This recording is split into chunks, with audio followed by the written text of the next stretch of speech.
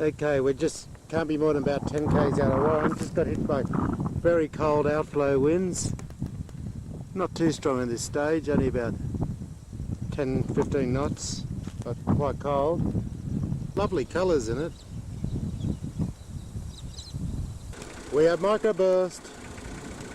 We have microburst down the road. Holy mackerel, it's a whiteout! Can't see a thing! Whoa! Oh, he's with the gusting now. About 45-50 knots. Should be able to see the rain curtains sweeping.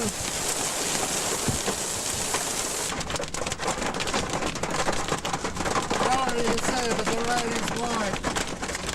The road is white. The paddocks are white.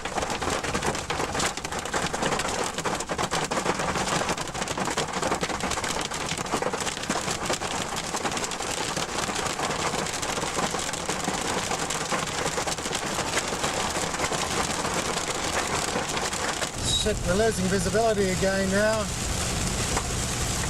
Still the occasional clunk of hail. I think I can see the other side of the storm at last. I think I can just see out of it.